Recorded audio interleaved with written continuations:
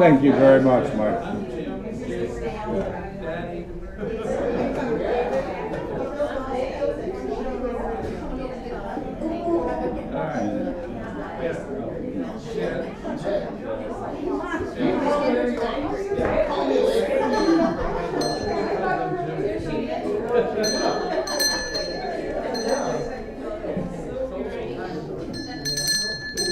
When I was a little boy in the Catholic Church back east, they didn't have a... No, they didn't do this when you were a little boy in the Catholic Church back in wherever. No, they didn't. Steer.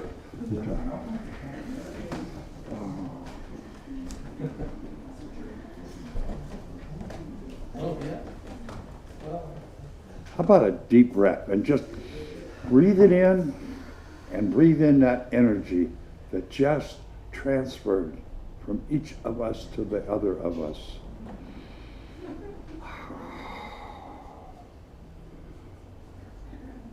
A wonderful, wonderful, multi-dimensional exchange. We're so fortunate to be able to be, excuse me, be aware of that. It's such a, I don't know, abundance, maybe. Let's read together our affirmation of abundance, may we please? True abundance and prosperity aren't based on our net worth. They're based on our self-worth. May we ponder that wisdom, sir.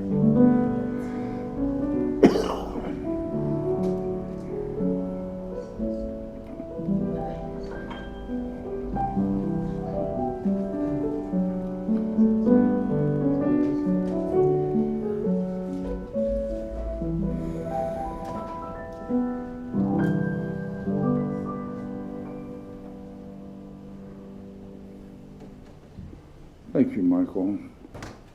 I just want to reiterate what a gift it is to have Michael with us. He sits and plays the most beautiful music, just plays it. So thank you. As we prepare ourselves for our practice this morning, let's sing together, "Be Still and Know That I Am God," number 69 in the Wings of Song.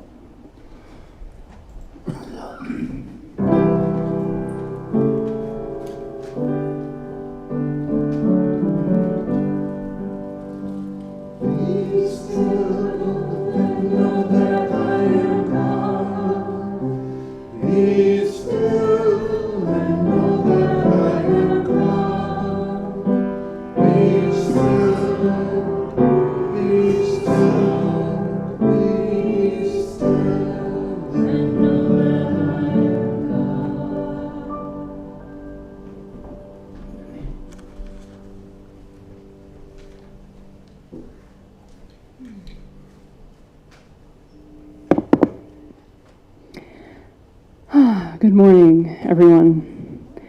And I want to wish you all a happy Bíolc, which is the cross-quarter day in the Irish calendar between the winter solstice and the spring equinox. Normally it falls closer to the 2nd of February, but actually, I've heard, is today, this year.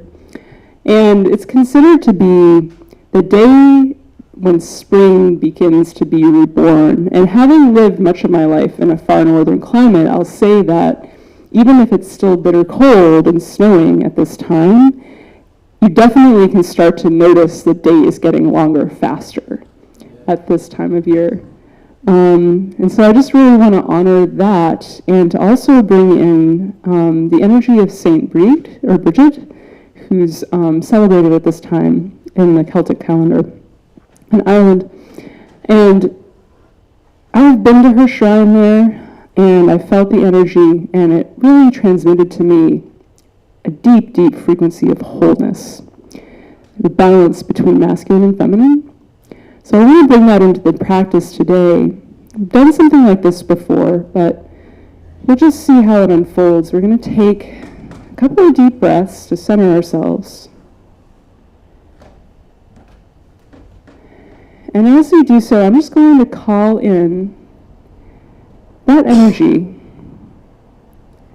The spiritual energy of this time of year is embodied by the goddess breed. Notice now a beautiful beam of white light to your right, above your head. It's like a column of light, and this represents divine masculine energy. Just notice it flowing down in front of you like a pristine waterfall. To the left, notice a brilliant, rich gold waterfall flowing down that represents the divine feminine energy. Now, I want to mention and make clear that the presence of these energies does not depend on your gender or what sex you're born with. It's something that everyone carries in varying mixtures, and our intention with this practice is simply to bring them into balance. So as we continue to breathe and focus on these beams of light, notice them now twisting together into a sort of braid. And if you saw them in front of you, walk around now to the other side in your mind. And then just let yourself lean back into them.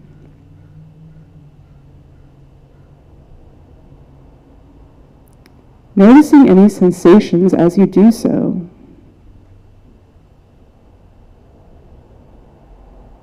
Noticing how these energies have the ability to make you feel held, safe, supported.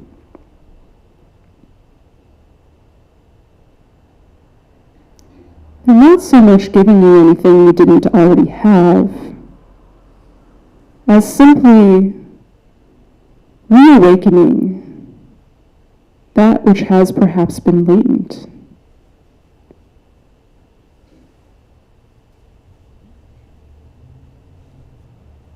Let these beams of light become so bright as they flow down the center of your being that any impurities, any stuck energy is simply washed away.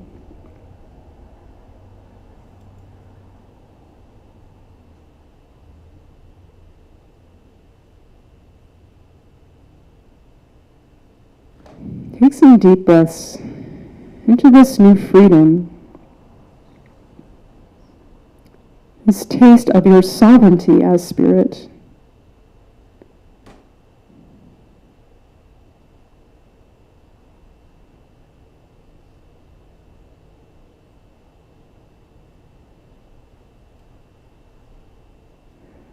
I'm going to finish this practice with an invocation, which is designed to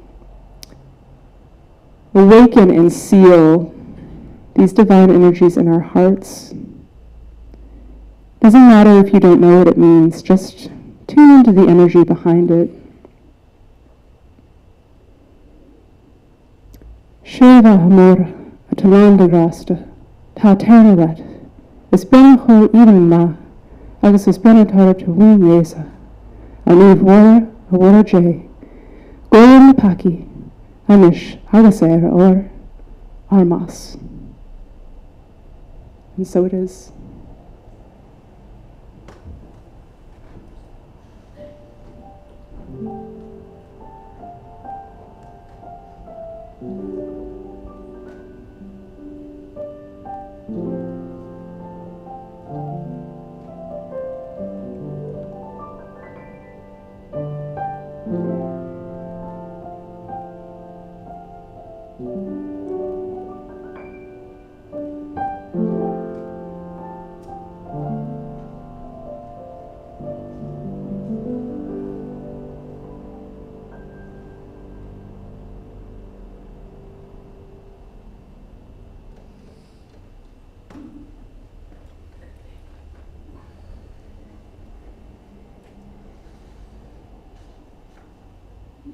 We have entered into the month of February, which has been deemed Black History Month.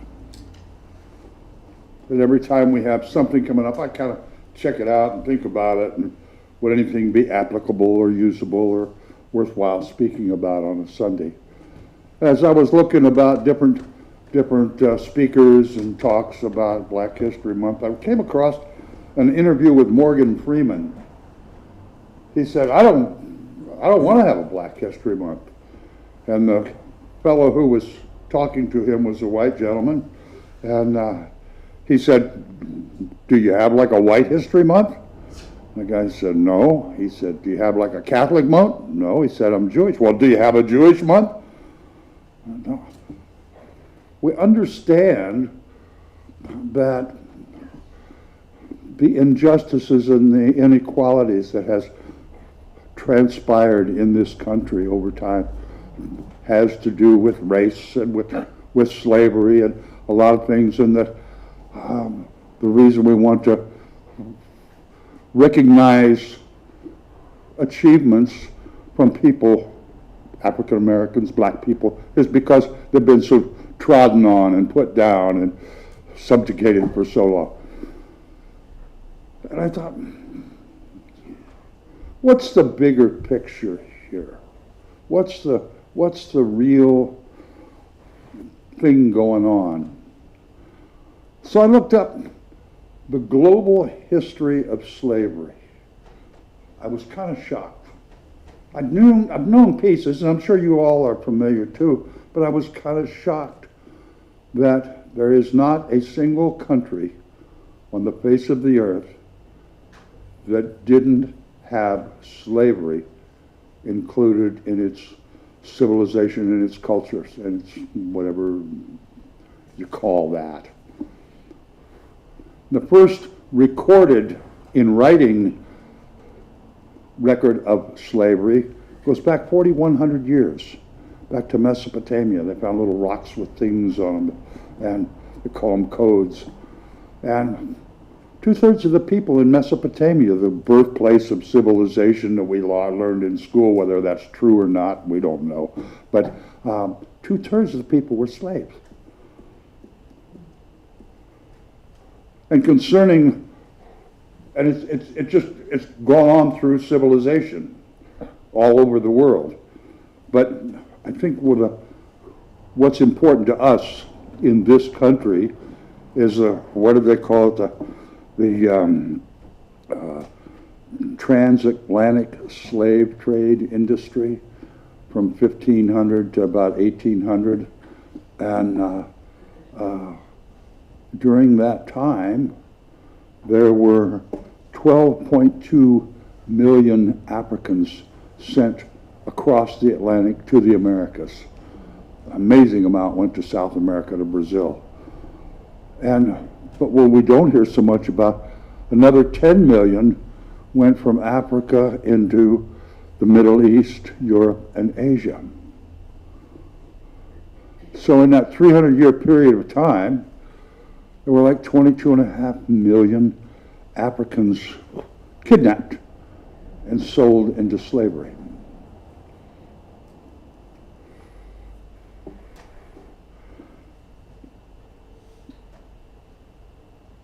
I don't know how many slaves have existed since the beginning of time. But in this country, Jefferson started off in about 1802 with an anti-slave trade law that ended the transatlantic slave trade business on paper. Then in 1865, with the Civil War, we had the Emancipation Proclamation, the Rights of Freedom and the Right to Vote Act that supposedly made everything equal and fine. And it still wasn't fine. Slavery still was rampant throughout the world. And in 1926, the League of Nations made a global law, no more slavery anywhere. And in 1956, the UN declared the same thing. Well, it had some impacts. However, the UN, and I'm going to read some things to you, the UN in the year 2021 reported the top 10 slave-holding countries. Indonesia, 700,000. The Democratic Republic of the Congo, 800,000 slaves. Nigeria, 800,000 slaves. Russia, 1 million slaves. North Korea, 1.3 million. Oh, Uzbekistan, is that a country? I think, yeah. Did I say it right? Okay. 1.3 million. Bangladesh, 1.5 million. Pakistan, 2 million. China, 3.4 million. India, 18.4 million slaves. Now, on this report, the United States was pretty good, except they didn't happen to mention that slavery was broken down in bondage, owned outright or controlled, or people in the sexual slaves. They didn't talk about the 100 million Americans held in the slavery of debt. That wasn't that bad a thing, I guess. But slavery has been, if you stop and think since the beginning of time, it's never stopped. And I don't know, that's been, what, 4,000 years? It's better. Maybe it'll be another 4,000 years before it's actually non-existent in any form that we might be acquainted with at this point in time. But if you look at the condition of life on this planet for the last 6,000 years, there are a lot less people in bondage and in slavery today than there were 6,000 years ago. And we've got, what, 20 times the population, 50 times the population? It's better. Life on this planet is better. And we have indoor plumbing. That's like a real plus. But I think so many times we get so focused on what's wrong and we lose track of what's right. And we don't have to look very far before we can see so many people spending so much time and effort in wonderful movements, in wonderful organizations that are founded on improving the condition of life on this planet. Improving the condition of our planet.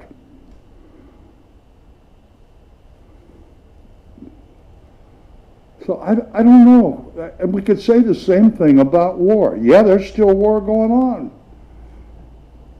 But if you look at the scale of war 6,000 years ago, 4,000 years ago, 2,000 years ago, yeah, there's always been killing.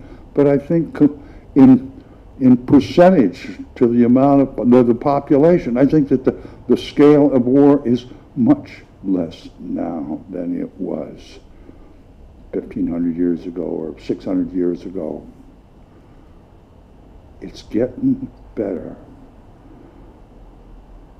And I spoke this morning when we first started, and I think it's getting better because of the sustainable spirit in human beings.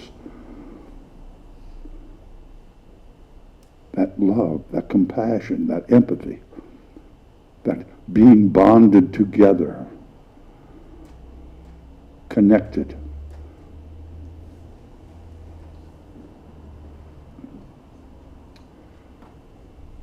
I don't know. There's so many things written. I've got a whole bunch of quotes here if I get stuck, but there's so much written about the power that we have as human beings to make a difference.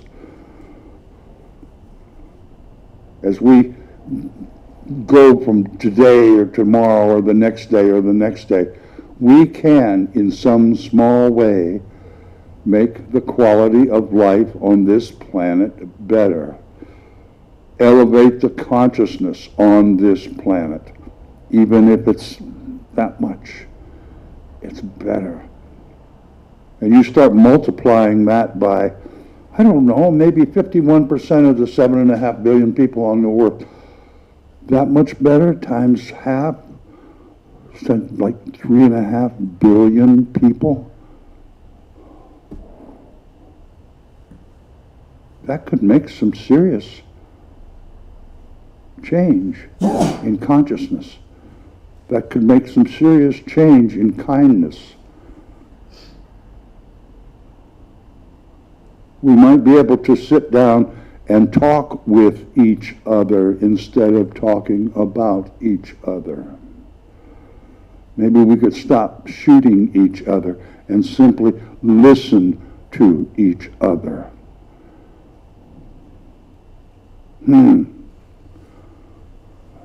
How might that improve things, even in our personal relationships,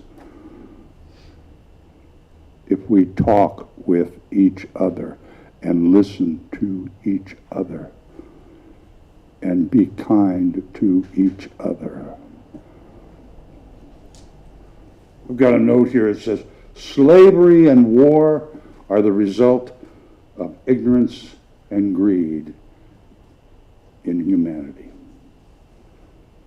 The overall improvement in the quality of life in this world is the result of education, true compassion and commitment, and love for each other.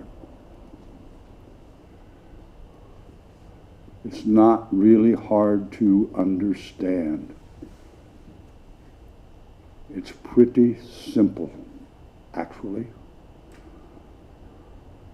It's not easy, for sure.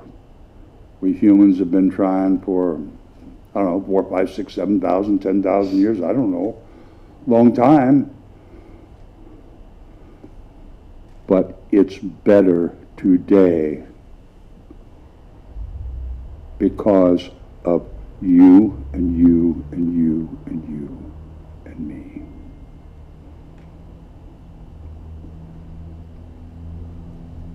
So I think it's important to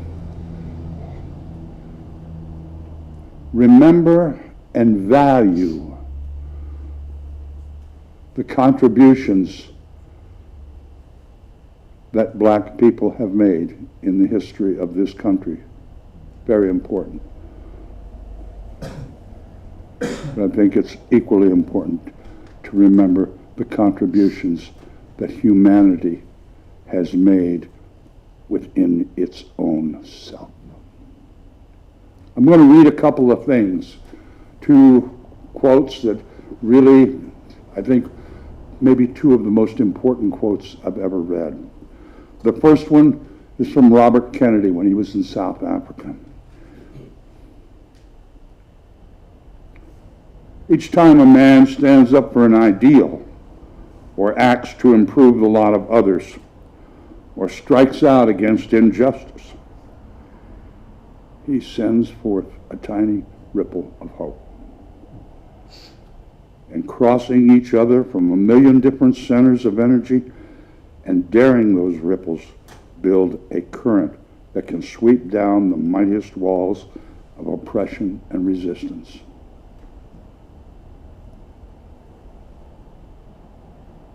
The smallest little act can start a tidal wave. Mother Teresa talked about that. But I want us to think about something as I close today. A black man, W.E.B. Du Bois. he wrote this, and I'm going to talk about it just a little bit. Now is the accepted time, not tomorrow, not some more convenient season. It's today that our best work can be done, and not some future day or future year. Today, you have at your disposal, I have at my disposal, the sum total of all my experiences, all my knowledge, all my wisdom. I've got the whole bank, the whole wealth of everything I know and have experienced. Today I can do my best work. And in doing that best work that I have ever done in my life, I will have learned something and experienced something. And tomorrow morning when I wake up, I can look in the mirror. I have even more knowledge, more experience, and more wisdom than I had yesterday, so that means today I can do my best work. I think our humanity depends on our best work. We look at the past, still got some pretty crummy things in this life experience, but it's better today than it was when we started. And the future, who knows what that's going to be. But I know that today, each one of us has the opportunity to do the best work we have ever done in our lives.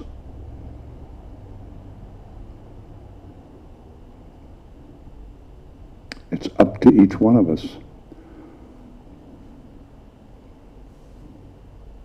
Today we can do our best work.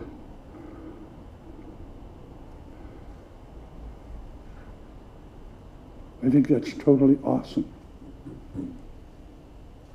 And imagine if every person on this planet somehow heard a similar realization today. Today, you can do your best work. What effect might that have? I don't know. Let's stand and sing a song called This Is My Song. And it's about all the countries, all the races, all the religions, all the philosophies throughout the world. And we're an incremental part of all of that. And so it is.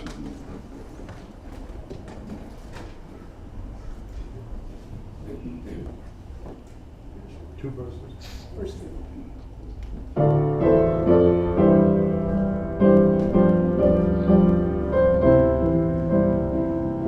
This is my song, God of all the nations, a song of peace for lands of far and wide.